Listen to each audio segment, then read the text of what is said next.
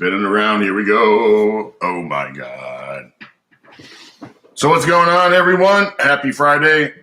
I hope everyone had a great week. It is getting frosty here in Ohio, and I am having a great New Year so far. I am making good on all my New Year's resolutions. I'm kidding. Anyway, I hope everyone's got a kick-ass weekend planned. We are going to get started here, so if you have any questions, go ahead and ask them in the chat, and I will get to them. And if you guys saw the thumbnail for this live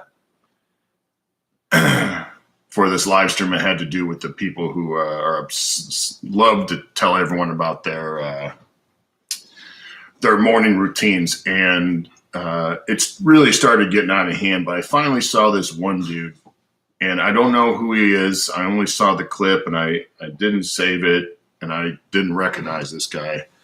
But this guy might have been the biggest morning routine blowhard of all time. He talked about he's up at like 2:45 in the morning. He speed reads or listens to a book on 2 times speed. He's on the treadmill with his wife as they align their chi and serotonin and boost. It was the most elaborate, ridiculous thing. So by the time like 9 a.m. rolled around, he had done like 300 things. And he used the most ridiculous thing is the like, I don't need to sleep. I'll sleep when I'm dead kind of bullshit. And I don't know. The point being is, listen, there's nothing wrong with having a strict morning routine. I seem to do best on structure. I think most of us do. But when you see all those things, guys, take it for a grain of salt. I guarantee you that those people aren't doing what they're saying they're doing. It's just to make them feel better about themselves, make you feel shitty about themselves, and then they're trying to sell you a product that make them some money and take money away from you. So anyway, here we go. John Donovan is first with the money sign. All right. David Culver says, if I hit only 4 reps on my 5+ set after running 5-3-2, it's a typo, for 4 months, what should I do? Should he work through the cycle or drop the weight? Drop the weight right now. I would probably, whatever you did on your 4 rep set, I'd probably subtract 10 pounds and make that your new training max. So that's what I would recommend, and do it now.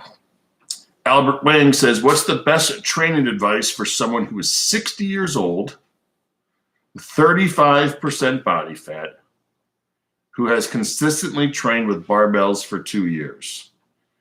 What's my best training advice? So I guess number one is continue to be consistent. Be consistent with a training plan that you can follow, which it seems like you've been doing fairly well since you've been training consistently for 2 years.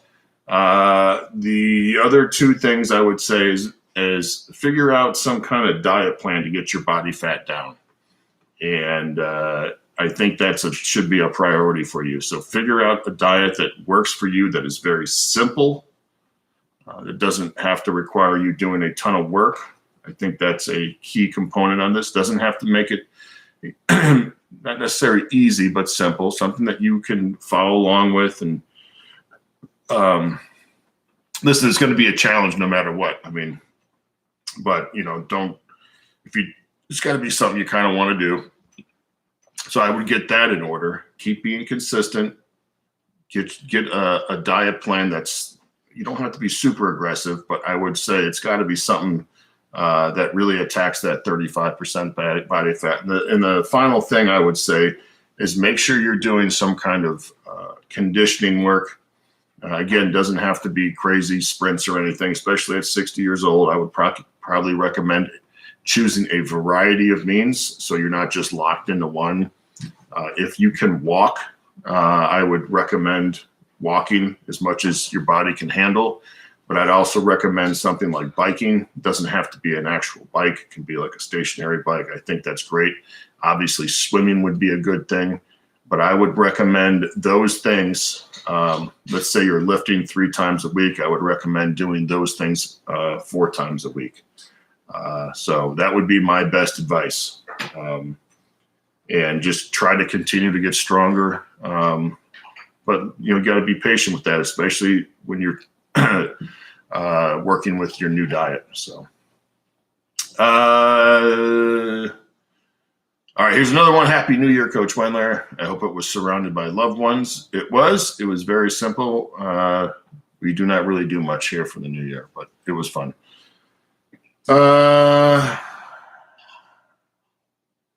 Says, hey, Jim, I took your advice last week on deadlifts and cut out the back down sets after the PR set, and I did awesome on the accessories afterwards. I had lots of lower back energy for the accessory work. Thank you. So again, this is this heavyweight. He was doing his PR sets on the deadlift. He was doing FSL work, and then he was doing a ton of supplemental or assistance work for the low back, and it was starting to really drain him. So what I recommend is cut one of those things out, either the down sets or the assistance lifts. So again, what I would do, heavyweight, is keep the PR sets a constant, and then occasionally for maybe 3 or 6 weeks or 1 or 2 cycles, do your FSL work, but very little to no assistance. And then another 1 or 2 cycles, drop the FSL work and do a lot of assistance work. So you're always kind of rotating things and seeing, and you could get the benefits out of everything. So that would be my advice right there. Scott Graham says, hi, Jim. What is the best way to incorporate high rep croc rows into boring but big? Usually I row between the bench sets, but you say croc rows should be one set of all high reps. Well, I don't just say that. That's what the very definition is. So that's not just me saying that. If you're going to do those, then you would just do them after the main lift and after the supplemental lift if you wanted to do a set of croc rows. So, and you can do those on any training day. Bench, squat, deadlift, press doesn't really matter too much. Fabrizio says, hi, Jim. What do you think about running 5-3-1 for Widowmakers indefinitely? I think that's an absolutely horrible idea. But he goes on and says, I absolutely love that template and don't want to run it forever. That's fine, but you're going to find that it's not going to work forever, and you're going to change as a person, guys. Listen, if you will change, and you should want to change, guys. I think it's like a fantasy fairy tale in the training world that you're going to have a forever style program. It just doesn't work like that, and I hope it doesn't work like that, because that means you haven't changed at all. You haven't developed. You haven't evolved. It'd be like if you just, suckled on your mom's teat from the day you were born all the way until you died. It's a horrible idea. So stop looking for the forever program. Look for the program that is correct for you at this time. And if you want to run it for quite a while, that's fine. But understand, you should be always okay with changing, because you will change, your body will change, your goals will change, your attitude will change. And that's the way it should be, guys. So listen, there's no forever program, guys. There are forever principles that will apply regardless of where you are in your training life. But just don't do it, guys. I did that when I was in high school, thinking I was going to make a program that I could just do for the rest of, my football career, and it just doesn't work like that. What you do when you're 14 and 15 years old is vastly different from what you do when you're 20 and 21 years old. And God, I hope to God it is, because you're going to really suck if you don't. Albert Wang writes, does fasting cause muscle loss? I guess it depends on how you do it and how long you fast and all that other stuff. But I would say this, unless you have, have other health problems, and if really strength and muscle and all that stuff isn't just a massive priority, I probably wouldn't do fasting. But that doesn't mean you can't do it, because obviously, as we've talked about today, you change, you evolve, and things are different. Obviously, any guy who's been around training for 30 or 40 years will tell you that it just stops. Like it, things evolve. I don't know if it can cause muscle loss, but I'm sure if you fast, 24, 30 hours every other day, you're probably not going to gain too much muscle mass than a guy who's going to be consistently eating red meat and eggs and stuff like that. So again, it's dependent on what you mean by fasting, and it's going to depend on what kind of muscle mass you have and your background and what you eat when you're not fasting. There's a lot of things going on there, your hormones. So Josh says, any idea if Dave Tate will be at the Arnold Classic this year? I don't think Dave's been to the Arnold Classic in decades, maybe 15 years.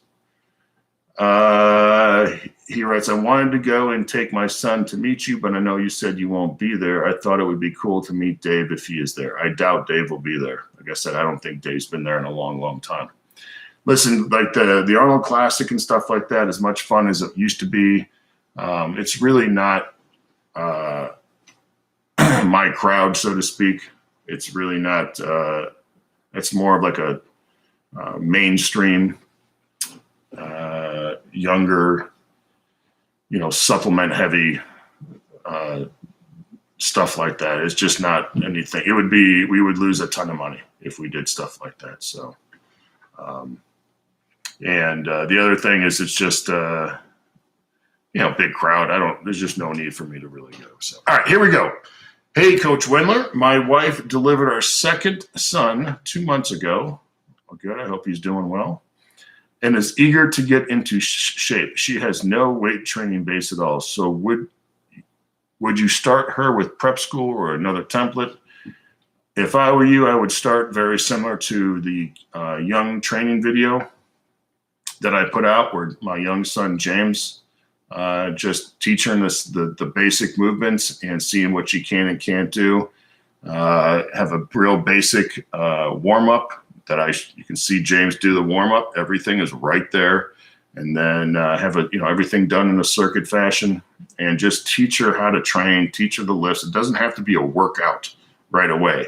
You're going to have to spend quite a lot of time just teaching, and that's fine. You don't have to turn everything into like a Olympic style death workout right away. You have to spend the appropriate time teaching and developing coordination and understanding and movement patterns and stuff like that. And then once she gets better, you can assess like what she can and can't do. And then you just develop a workout within there. So I would start with something like that and just teaching, coaching movements, and just developing a very, very, very low base of fitness, because that's what that will do. That's what we do with our young athletes. That's what we did with James, obviously.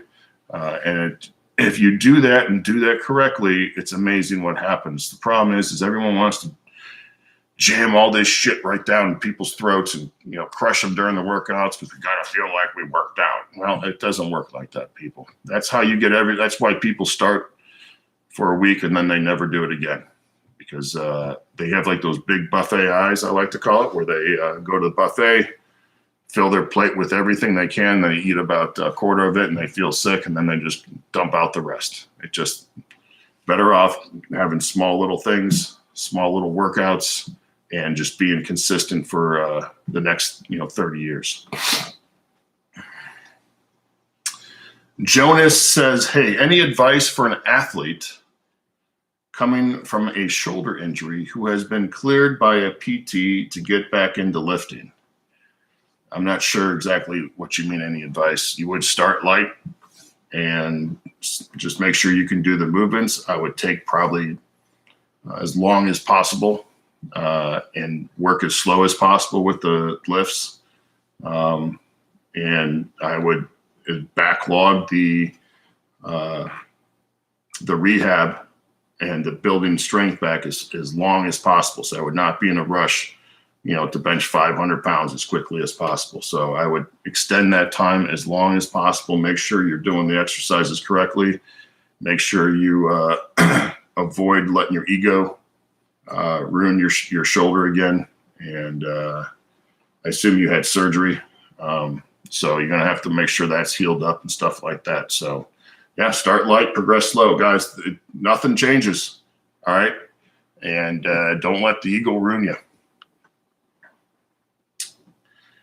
Jim, how do you handle the programming of squats and deadlifts when just having one lower day a week? What would a 6-week cycle roughly look like? I'm not sure what you mean by this. You would just alternate squat and deadlifts on Wednesday, and then your bench and press, you can either maintain the same schedule or just I would probably, if I were you, I would probably repeat weeks on the bench and the press. So it'd be 3x5 week for the first week, and then 3x5 week the second week, stuff like that, especially with the bench and press, because that moves so slow. People are in such, God, I got to add weight to the training max. I got to stall quicker. I got to feel worse about myself. Dude, we repeat cycles all the time. All the time we repeat cycles until I'm 1000% assured that every single rep could be done while they're smoking a cigarette with the flu while I'm kicking them in the nads. So if you just have if you take it like that, guys, if you extend the training process to make sure everything is solid, guys, you will get super, super strong. And understand that training is not testing. So that's my advice to you, D-Hart. Ben Moeller says, your favorite book. How do you feel about Stephen King? My favorite book or genre or authors, James Ellroy and Sebastian Junger. Favorite genres, mystery or whatever you want to call those kind of things. And how do I feel about Stephen King? I think he's a phenomenal author. He's obviously written a ton of stuff, and I'm sure a lot is not as good as the other things, but that's what happens when you've written, 50 or 60 or God knows how many novels he's written at the time. But he's obviously a very talented writer. So, yeah. All right, here we said, how would you recommend for someone coming back from a long layoff from the barbell? You start light and progress slow, just like I would do it, just like I have the article training for busy and inconsistent men. Would you treat main lifts as assistance for a few cycles to see how your body could handle the barbell? You could, but you'd have to know how to do that. We would do that for some people. We would not do that for others. It would depend greatly on the lifter and the level they're at. But yes, you could do that. But what we generally do is we start light, we progress slow, and we generally develop the fitness levels slowly over. You probably need at least, again, it depends on your background. I mean, some people might need 8 to 12 weeks. Other people just might need 4 weeks. So we just kind of raise that up and do that slowly and under control. All right. Could high incline or seated presses be used instead of standing presses for those who have a low ceiling in their gym? The answer to that question is yes. Eric says, I am a little nervous about adding a lot of weight because of past injuries from motorcycle wrecks. I'm not sure what that means. Are you talking about body weight, I assume? Yeah, just keep your diet in check and make sure your training's on point. You'll be fine. Any plans on having tutorials? Asked Albert Wing. I'm not sure what you mean by tutorials. I do tutorials 3 times a week at the high school. Oh. All right. But as far as online, no, I don't plan on doing anything like that. Victor says, opinions on conjugate system. There's the conjugate system. What is being defined as conjugate is not how it was originally defined as conjugate. Conjugate is concurrent training. Concurrent training is the raising of several abilities all at once. I don't know if that's changed, and the definition, people love to change definitions these days. to meet their what they believe something should be. But we train in a concurrent training system at the high school. We raised strength, muscle mass, conditioning, speed, power. We're raising those all at the same time. We don't do any kind of block style training. So yes. Now, I don't know if that's what conjugate means anymore. I don't really care because we're right and they're wrong. You can't just change something. It's ridiculous. So concurrent training is a great training program, great training system, and most people should do some kind of concurrent training.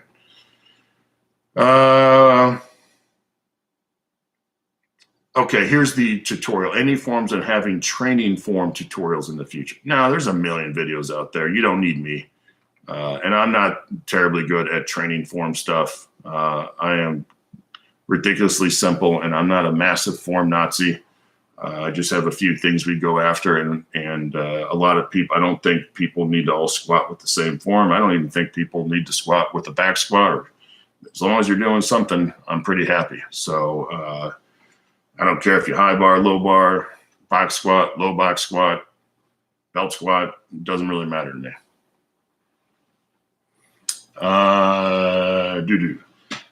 Okay, how are you measuring your progress now with your training? Are you using time? Just see how you feel, just a set number of reps and sets. So I generally measure my progress with my discipline. And then several times a year, I have some kind of challenge. Or it might be like a week challenge or month challenge, but usually it's just one kind of challenge. And as long as I'm able to meet those challenges, I know I'm doing pretty well.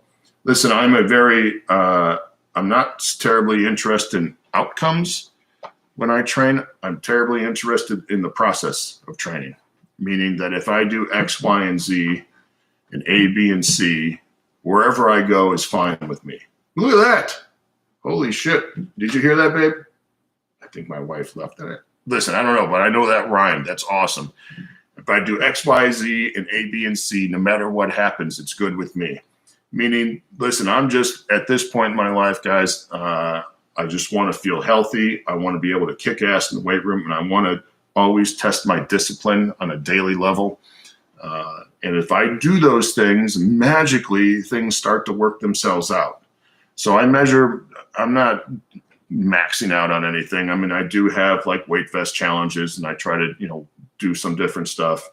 But listen, if you're doing some of the stuff that I'm doing and you do it every single day, or, amass X amount of total reps over the course of a year, I'm going to be fine. Okay. If I, walk X amount of steps up the stadium stairs every 3 months, and I continue to do so, magically, I'm going to feel pretty good. So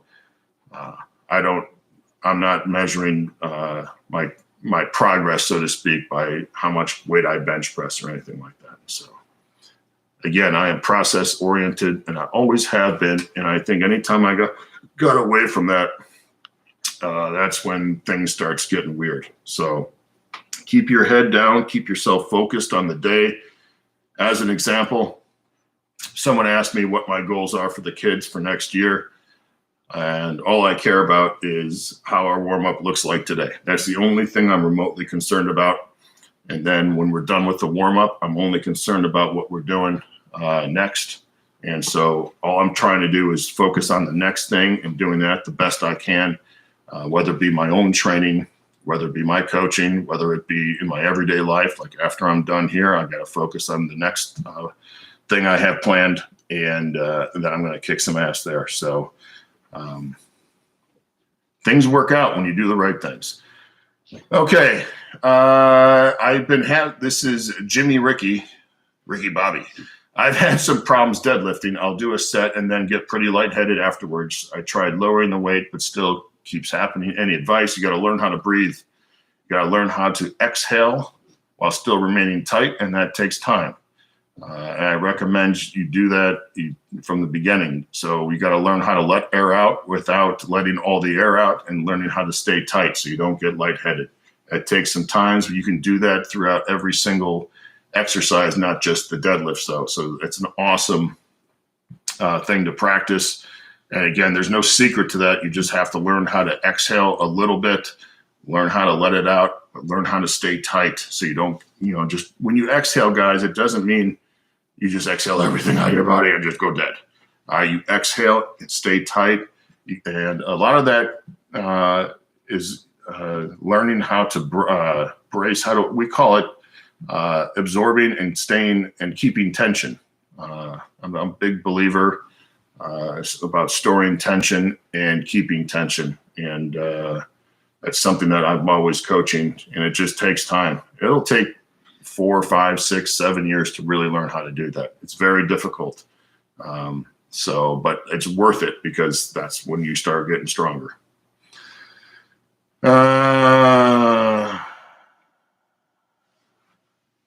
Joshua says, Jim, I'm doing a Monday bench, Wednesday squat or deadlift, and Friday press. Hold on, it just got away from me. Hold on.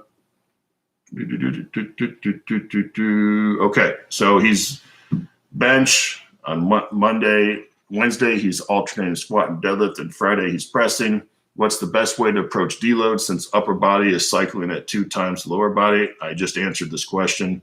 You would repeat the weeks on the upper body. Bam! Problem solved. You're going to get stronger. You get better. Reps a bit faster. And you'd be less of a, what I call a training max turd. So, boom. That's the best way to do it. We repeat cycles infinitely at London. Magically, no one gets weaker. Everyone gets stronger. Reps become better. Body, you recover better. You become more powerful, and you don't have to pass the ball when you play football, which is a sign that you've given up on life and that you hate the world. All right, here we go. Hey, Jim, I've been training walrus style since May when I herniated a disc, and it's been a godsend. I got a 5'11" vest with 10-pound plates off Craigslist. I saw Rogue has 20-pound plates. Would you progress to a heavier weight at this point? So it's 10 pounds plates. So I don't know if that means you have 20 pounds in there. If I were you, Guillaume Couture, if I were you, I would do most of your training with a 20-pound vest in that area, okay? And then when you add in, I think that's what you mean. And then, for example, you could put in the 20 pounds, which is about a little over 40 pounds total, or 45, whatever you have available to you. And I would probably do that maybe once or twice a week. So I would rather have you do the 20-pound vest and your reps be better. Your reps are more controlled. Your reps are crisper than always trying to add weight to the weight vest. That's been my experience and the experience of others. So again, if you're going to go heavier, which I assume is like 40 to 45 pounds, I would probably ask you to use it sparingly. Now, if you're just using 10 pounds total in the weight vest, go ahead and bump it up to 20. That seems to be kind of the sweet spot. So Fabrizio says, also, do you think advanced 5-through-1 still great today? Yes. If so, how would you program it? I don't understand that question. We now have a different advanced 5-through-1 program that we developed. I developed. I put it on the forum. It follows kind of the 5-through-1 style of programming, so it's a little bit easier and gives you a little more, gives you some options and leeway. So, but that's all based on Prilipin's chart. And Vincent DeCenzo wrote an article about this, or will be writing an article, or it's already in his training log at Elite FTS, and you can check it out. I don't know if he put it up yet, though, but look for it. But that's just basically what I would probably recommend. But yes, it always, dude, every training program, as long as it's got some common sense, can be applicable to any situation. Just because, it may fall out of favor in the world, or it's not right for you, it doesn't mean it won't work. So anyway, here we go. I'm interested in adding a hard conditioning session. I have a home gym but live in Ohio like you, so sprints aren't always an option. Hard conditioning ideas for a home gym without sleds.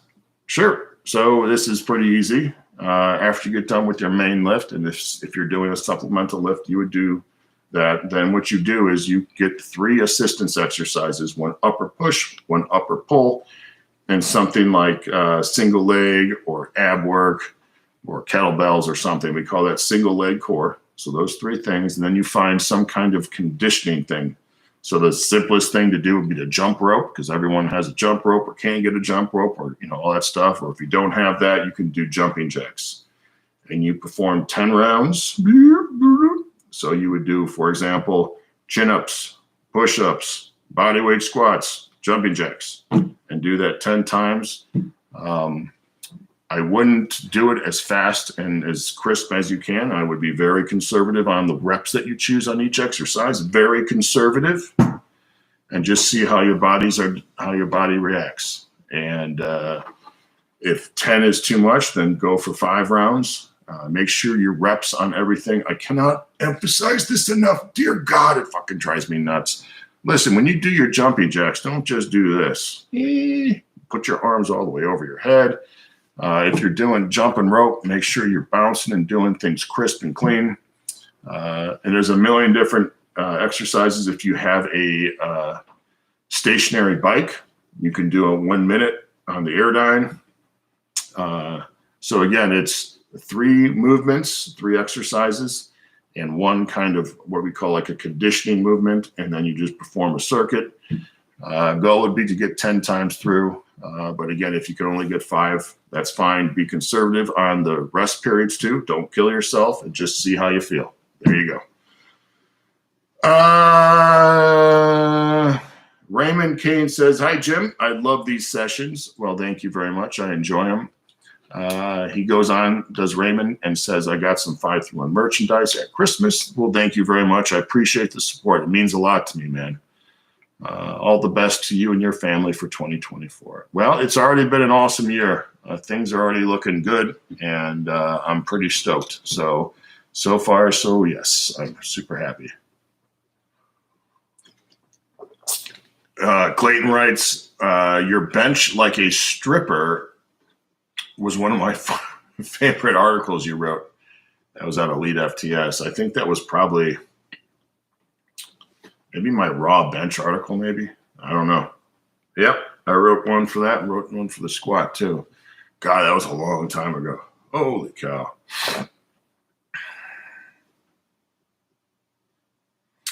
Okay, Brad Curtis writes, "I have 2 questions. What knee sleeves do you recommend?" Well, I recommend the 5-through-1 knee sleeves.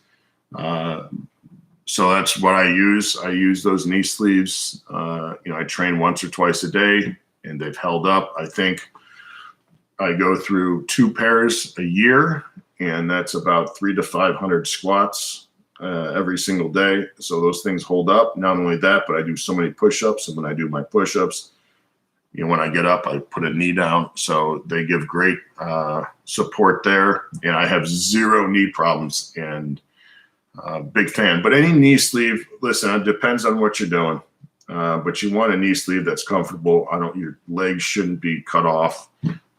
Now you can use those if you're doing heavy squats, and that's part of the how you train. But generally,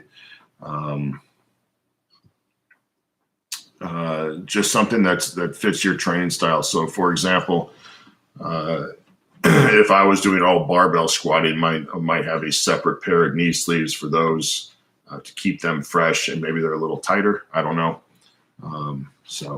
And then he goes and says, "How do you progress pull-ups and chin-ups for fat guys? And how many pull-ups should a 235-pound man be able to do after a year?" Well, you should be able to do 1 more than you're doing right now. That should be your goal. 1 more rep, 5 more pounds, 1 more rep. That's the goal. Don't look into the future thinking you're going to do, if you can't do 1 right now, or you can do 2, that think you're going to do 50. The goal is always 1 more than what you do now. So how do you progress? Well, James, when he first started, he couldn't do a pull-up. So what we started was jumping pull-ups, and that's just, put his hands on the bar. He had, like a step stool underneath him, and he would just jump, bring his chin over the bar, and just fall down, basically, let go. And then he got okay at that. Timing was better. He got used to it, and then it became jumping and then holding and lowering nice and slow. Sometimes it wasn't very pretty, but we kept on doing that, and we just did that 3 times a week. And we probably did that for 10 sets, 3 times a week, 10 sets, maybe 1 to 3 reps per set, depended, on how he was doing and stuff like that. So you have to be consistent, and you start with jumping pull-ups, or you can always do band pull-ups and stuff like that.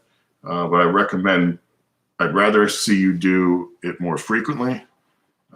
So maybe instead of just doing once or twice a week, doing it 3 to 5 times a week, and just keep the reps fairly low, your total reps for the day, and go from there. So, but yeah, if it's something you want to do. And the other thing, man, you'd say you're a fat guy, man, drop some weight, get down to 205. All right. That makes things much, much easier. Get down to 205, be a fucking animal, dude. Don't just carry around the extra weight vest weight. All right. Shed some of those pounds, man. Who cares if your squat goes down a little bit? No one's going to give a shit, dude. That's some of the best advice. When I was playing football, when I was my best football, and when I was in college, is when I learned how there's a happy medium between being strong and being in shape. And listen, if you're not in tremendous shape, it doesn't really matter unless you're a power lifter or something, or a strong man. There's always going to be a balancing act with that stuff. It doesn't mean you can't be strong. It just means that maybe instead of squatting 700, you're going to be squatting 550. But in the real world, it's going to be fine. All right, there you go. Lose some weight, do the jumping chin-ups, be consistent, be awesome. Start with a low amount of total chin-ups every day, so maybe 10. And go from there. So you got to be consistent, and then make sure you're varying your grip too. Especially get the parallel grips in. It's much easier on your elbows and forearms.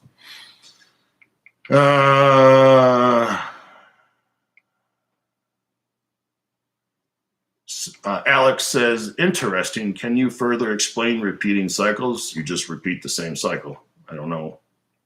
I don't mean to sound like a goof, but would you consider changing anything when doing this, or just repeating a cycle exactly the same?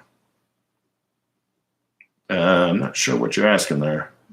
Yeah, we just repeat the cycle. I mean, we're not always doing PR sets, because obviously when you're coaching and you got a big group of athletes, things are going to change on a daily level. But I want mastery of weights. I'm not the only time we have kind of a test week is just to see where the kids are at their if they could hit X amount of reps. I know they're going to be solid to move up, but we probably repeat cycles. I'll go through maybe repeat cycles twice most of the time now. And it just seems to work much, much, much, much better. Kids' reps are better. And I know people are going to, go crazy and start crapping themselves because their training max didn't go up. But guys, the training max is a training tool.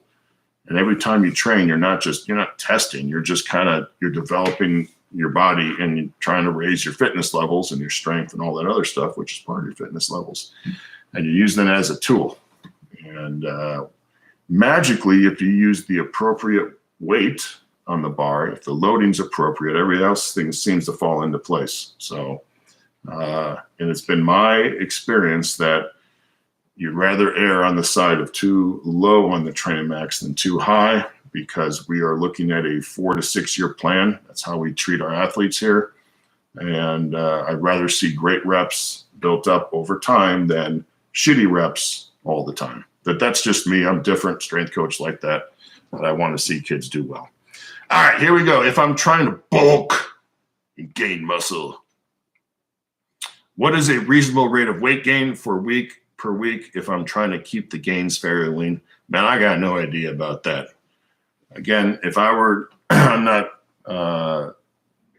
don't really do the bulk and gain stuff. I think for most people, they should be trying to gain muscle, but it has to be done correctly. So I don't know if there's a correct weight gain per week. I don't think you can really predict that. Sometimes you're going to gain some weight, sometimes you're not, depending on how much you're running and stuff like that, and other things. So we are always looking at performance, and basically you should see some changes in the mirror too. So, but I don't know. I have no idea. Never that stuff. I don't think is someone can really answer.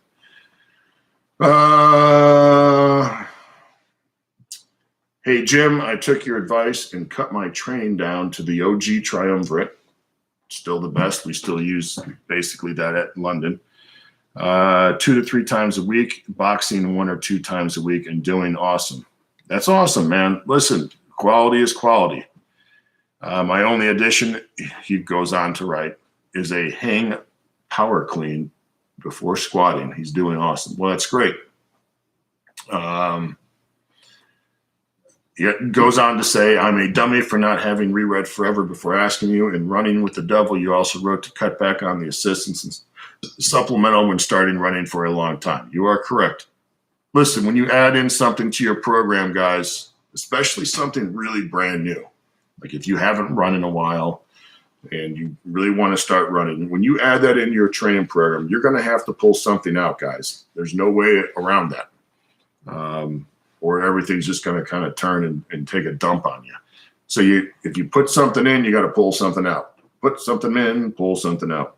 And for most people, that would be limiting their assistance work and their supplemental work. When I first started running hills after, God, I don't know, 20 years or something, I found the hill that I still use today, and I was so geeked up. And I remember just going over. I still remember the first day I ran. It was snowing. It was super horrible.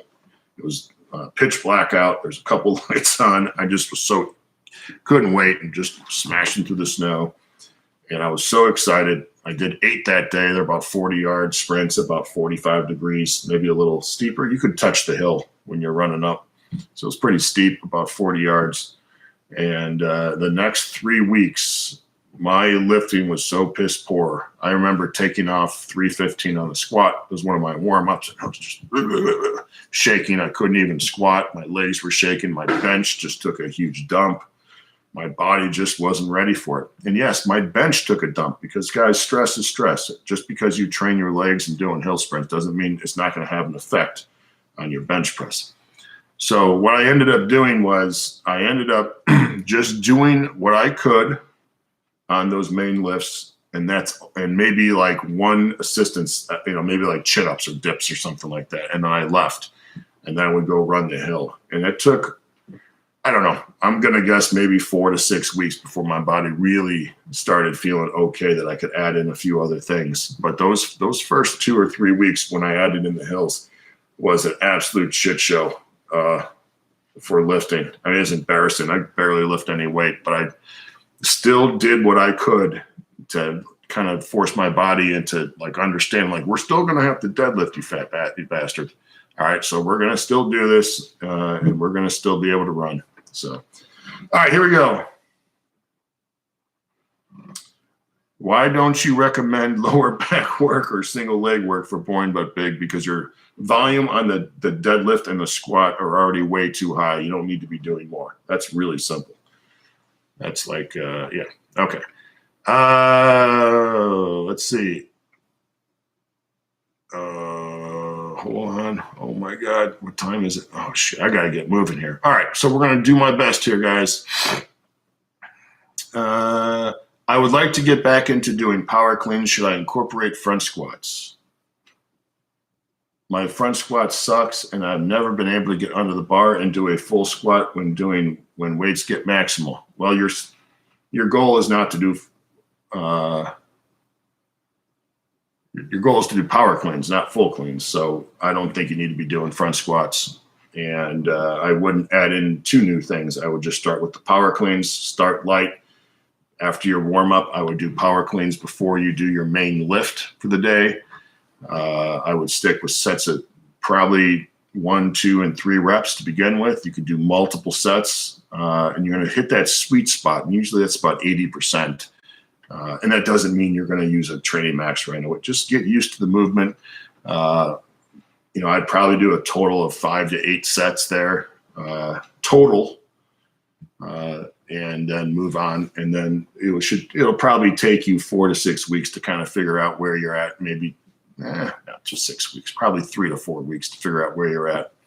And eventually I don't know if I would do much more than a set of 5. I don't even know if I'd do more than a set of 3 on those. But I wouldn't worry about the front squat right now, because again, that's not your goal. Again, you said power cleans, not full cleans. Okay. I've been running the Cryptea program from your Forever book, and I was wondering what supplemental and assistance work you would change since the book was published. I wouldn't change much. The only thing you can obviously change your assistance based on what you have, what you need. That's super easy to do. So just change for what you need. And supplemental, I've probably, for the most part, I would recommend cutting the supplemental down to sets of 5 and not sets of 10. That would be my big thing. But assistance is super easy to change. And the problem, guys, understanding when I write something down, if I don't tell people exactly what to do, people will have no idea what to do. And as soon as I bend on that, then people start going nuts and they don't know what to do, and then they screw everything up. That's why I'm so adamant about saying just run it like it is, because if you don't do that, no one will know what to do. All right. Does main lift superset with accessories build strength or just for conditioning? It builds strength. It's not for conditioning at all. Walking right now with the gray 531 beanie on my head in a winter sunset over here in Europe. Well, awesome. I appreciate the support.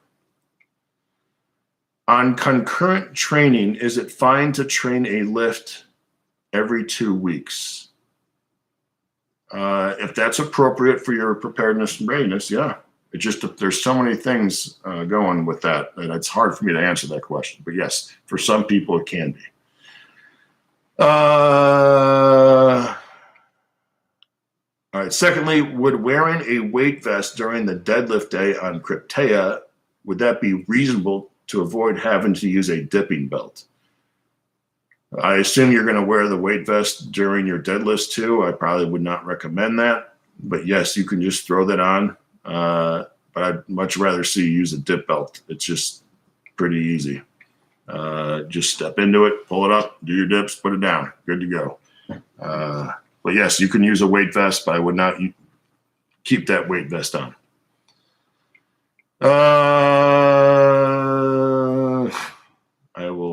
I see that about doctors. I'm not going to say anything about that. Would it be a bad idea to add some arm work to the beefcake assistance template? Just do the template as it is. You'll be fine. You'll be fine. You got enough volume in there. Okay. Hi, Jim. What template would you recommend for someone training Brazilian Jiu-Jitsu 3 times a week?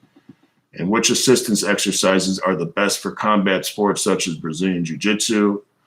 I would recommend the triumvirate style, or even triumvirate with the additional exercise, just as you found in the very awesome article I wrote called Training for Busy or Inconsistent Men. I think that's probably best for most sport athletes who lack a coach who's able to, not just a training coach, but a sport coach that's working with the training coach. This will allow your body and you to make changes on the fly. So that would be, again, the article is Training for Busy or Inconsistent Men. I believe it's on my website. You start there. As far as which assistance exercises are best for combat sports, listen, your assistance exercises don't need to be, they're all GPP. They're not SPP. So as long as you're doing a full range of motion, the only thing, I would probably add in, or when you do your pull-ups, just add in occasional rope pull-ups or towel chin-ups, or climb the rope, or do the pegboard as the chin-up exercise, as the pulling exercise. That'd be the only thing. But anything other than that, guys, you're just training GPP. You're just getting your body stronger in general. Most people don't need to be doing SPP. So get that out of your dome. Hey, Jim, I can just say that thanks for all added 30 kilograms in all my 1-rep maxes. Well, that's awesome, Kimberly. That's very cool. That's a shit ton of weight, by the way. I'm just trying to get as fast as possible here, guys. I don't mean to brush some of these questions off, but I'm trying to be very succinct. And do you think it's possible to get close to natural muscle potential training only twice a week for hypertrophy? It'd be tough. Probably not. Which 5-3 program would work for it? If I had to train twice a week and I wanted to get stronger and bigger, I would probably do the 2-day-a-week Crypteo program. And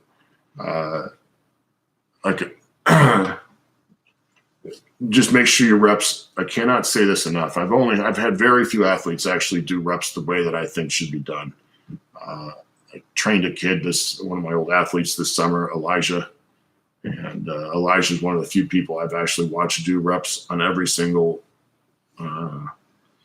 exercise, and that was exactly how they should be done. So the problem is everyone thinks more and more and more when just make sure you're doing what you can quality-wise, but that's what I would recommend. So again, the Crypteo program done twice a week, just as it's been written out, I think you'd be good to go. Just make sure your sets and reps are perfect as far as quality. Is it advisable to train my main lift superset with running in place? I would not recommend that, no. Can you do a live with Steve Shaw one day? I have no idea who Steve Shaw is, so probably not. And I don't let anyone in my house I don't know 1,000%. How do you think walrus training is for muscle gains and hypertrophy? I have addressed this many times before. It's not going to make you into a powerlifter, and it's certainly not going to make you into a bodybuilder. So if my goal was to be super strong and to be jacked as shit, I would not recommend doing the walrus on its own. Doesn't mean you can't use it as assistance work, but I would not recommend it on its own unless you're taking like 1 million grams of test, and that's probably still waste of testosterone. Any exercises you recommend for rehabbing shoulder impingement? That I do not know. I don't have anything left in this shoulder, and I can still do push-ups, and I can still bench press a little bit if I wanted to. And the way that I rehab this shoulder is bottoms up kettlebell presses, Turkish get-ups, the mace swings, and then there's like a dumbbell thing. You do this and come around, holding a light dumbbell, stuff like that seems to help. Whether or not that is for shoulder impingement, I don't know. That's I may have gone to school for 7 years, but I'm not a doctor. All right. Is there a difference between supplemental lifts and accessory lifts? They seem like the same thing. Nope, supplemental lifts are different than assistance. Supplemental lifts look like the main lifts. Assistance lifts are assistance lifts. So, for example, a supplemental lift would be floor press, and for the bench press, that looks like a bench press. And assistance lifts would be like push-ups and dips. Okay.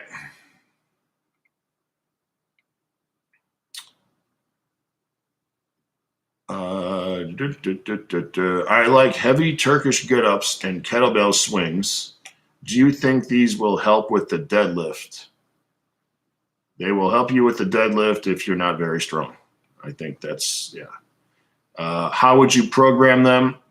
I would add in the swings or the Turkish get-ups as part of the single leg / core exercise for the training day.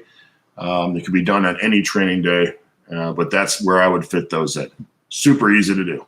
So, but again, they will help your deadlift, but I mean, if you're fairly young to lifting and stuff, they will help your deadlift. If you're already super strong and stuff like that, unless you have some massive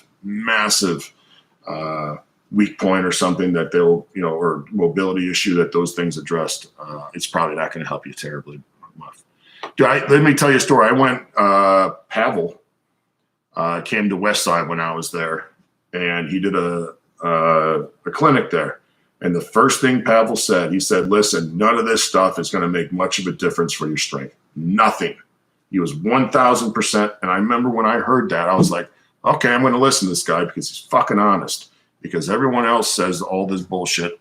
And it drove me nuts. So I remember when he came in and Louis brought him in, I was like, oh man, boy, am I going to have a problem with this. And he was 1,000% honest. For the lifters at Westside and guys like him, he was very honest. Now, what they did do was they worked as just kind of easy assistance work that gave us another, instead of always doing glute ham raises or pull throughs, it gave us another thing to do. And when we worked on some different stuff like the Turkish get up and stuff, it was great for shoulder health and hip mobility and stuff like that. And obviously like ab work and stuff. So there you go. That's one of the, I've probably, that's the only time I've really spoken with Pavel, but when he came into Westside and that was his first line, I had the most immense respect for him because he knew exactly who he was talking to and he knows exactly what the truth is. And I thought that was awesome. So much respect to Pavel. So to this day, I think that's one of the coolest things I've seen from someone in this industry. Okay, does repeating a cycle mean repeating the same cycle without adding weight on the bar? The answer is yes. What are my thoughts on club and mace training? I still do a little bit to this day. I do this as part of my warm-up. I'm sure people do like, crazy training sessions, but for me, it's not really what I want to do, but it's helped my shoulder quite a bit. So there you go. Tim McCain, I see your comment there, buddy. I hope you're doing well. Stay on track with what I wrote to you. Okay. Don't start doing too much. All right. Okay, here we go. Hello, Jim. I'm having a hard time getting sleep past month. Yep. I had a week off from the gym and sleep returned yesterday. I hit 5-3-1 squat day and got shitty sleep again. What should I do? I don't know. That's well out of my thing. I'd make sure your caffeine intake isn't terrible. You're not drinking too much caffeine past noon or 1 o'clock. See what time you trained at and see if you could maybe change that. And see if you're, supplement with some kind of sleep thing. I take ZMA. I think for me, ZMA and some kind of digestive enzyme have been the best things I've ever taken, besides the obvious. But that helps me greatly with staying asleep. So that's, there's so many things going on there. Again, that's kind of out of my expertise. So, but if I were you, man, I'm going to tell you right now, I struggle with my sleep. And I think sleep is super important, but what training is still super important too. I fight through it, maybe back off on the volume a little bit, maybe just do the training for the busy or inconsistent men and see how you do with just maybe 2 exercises and make sure you're consistent. And make sure you're doing some conditioning work like walking, prowler, stuff like that, and start working with that. So, all right. Thank you, Alex. I appreciate that. Okay, I'm going to try and motor through these. Hey, Jim, these weekly episodes are awesome. Well, thank you. My question, does anything really matter as long as you see progress over time? Seems like you can overcomplicate programming too much. Does anything matter as long as you see progress? Yes. I understand what you're trying to say, but the problem is you might still see progress, but what happens when you get the progress may lead to long-term issues. So you still have to address the small things in your training. For example, you might see great progress in strength training and muscle building, but if you don't keep up with your mobility and flexibility, even if it's just 5 or 10 minutes every single day, that will 1000% catch up with you. Same thing with conditioning work. You might get super strong and super muscular and stuff like that, but if you don't maintain some type of cardio base, and that's really easy to do, you're going to see some problems happen over time. So I understand what you're saying, but yes, people overcomplicate a lot of stuff, but there needs to be things done in your training that account for this stuff. So, all right. Heavyweight says, hey, Jim, I know I haven't asked much lately. No, you've done fine. What are you talking about? But want to say thank you so much for doing these streams. I really hope somehow I can do something to give back. Man, just train hard and help a kid if he's out there, if he's in your gym or something like that. So, all right. So this will probably be one of the last questions here. Have you seen guys get big and strong on twice-a-week training? Yes, I have. I still think the majority of people need to be training more than that, especially young kids. But it can't happen. Guys, listen, the worst thing you can do is say, if I answered this question and said, no, there's no way, then if Anthony can only train twice a week, he's already been defeated. All right. Whatever situation you find yourself in, listen, like I could only train twice a week, you have to find out a way to make it work, not just physically, but mentally. So make sure you believe in what you're doing, because things can work, guys, if you give the effort and you believe in what you're doing. And again, guys, a lot of getting big and strong is how you eat. And, very few people will track what they eat or are consistent on what they eat. They're consistent for a day or two. But if you could only train twice a week, like in the weight room, that doesn't mean you can't do your push-ups and chin-ups and squats and walking up and down hills and doing lunges on other days. There's no way you can't do that. So you can always find a way to do something.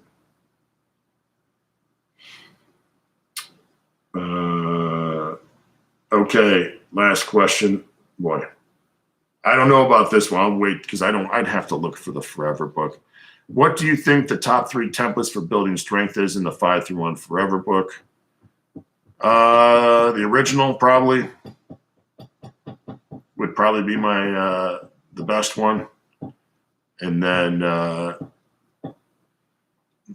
all based on the same principles. A lot of it has to do with where you are in time and stuff like that. So I don't know. I have to go through and look at everything, but I don't think there's anything that really stands out.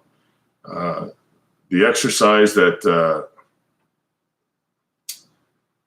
or the program that seems to work the best for people is the one that you really, really, really, really want to do, and the one that you really want to commit to, and the one that you're going to give the most effort in, and the one that fits your preparedness and readiness, and the one that you just want to fucking die for. All right. That's the best one in the world. Because if you're 1,000% believe in what you're doing, the program's not going to work very well. I can't emphasize that enough. You've got to believe in what you're doing. You have to be chomping at the bit to do the training. So whatever it is that you want to do, just do it and believe in it. And once you decide a path, guys, just stop reading all the other baloney. All right. Don't get tempted to be pulled in the right direction. As an example, I am married to Juliet. I love my wife very much. I have tremendous amount of respect for her. I never put myself in situations that I would ever be tempted. All right.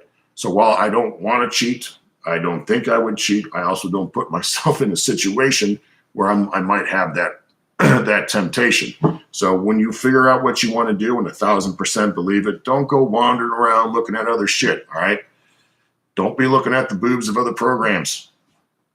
Ooh. All right. A lot of these programs, man, they got no bra on, their nipples are out, you're checking them out, and they're really tempting.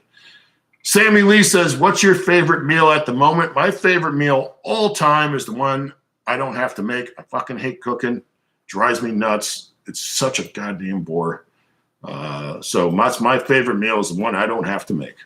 If I had to choose one meal, it'd be like steak and potatoes or Rosati's pizza, stuff like that. So, all right, here we go. You guys ready to get out of here? Today is Friday, which means at London we are doing the Prowler. It is friggin' cold outside, but we're back to normal times. We'll be training at 2:30, so the sun will be out a little bit, so it won't be horrible.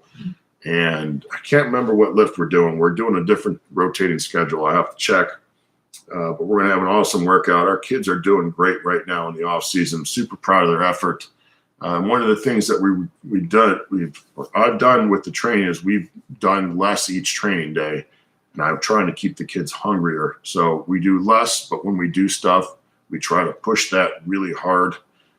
And one of the things that we carried over from last year, the big emphasis last year was on giving effort on your sets, like learning how, as I like to say, to shake hands with the devil. Kids need to learn how to push hard. You know how it is when a kid like, oh, my muscles are burning. And you and I all know you could probably do another 10 reps, but because it's a little uncomfortable, they think that's what failure is. So last year we started emphasizing that a little bit better, and it's 1 year is obviously not enough time to figure that shit out. So we're still doing that. And the way I'm trying to facilitate that is to do less so the kids aren't overwhelmed. So we're doing a little bit less, but we're training harder on what we're doing. And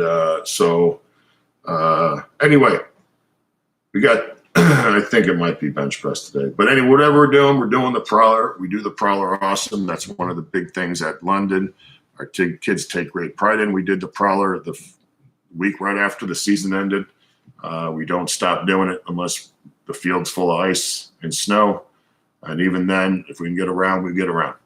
Anyway, I hope everyone has an awesome weekend. I love that everyone came out and asked questions. So thank you guys very much for asking questions. I know I ripped through some of them at the end. But just understand, guys, I try to do my best. And I really appreciate everyone who showed up, even if you didn't ask a question. I appreciate you guys watching.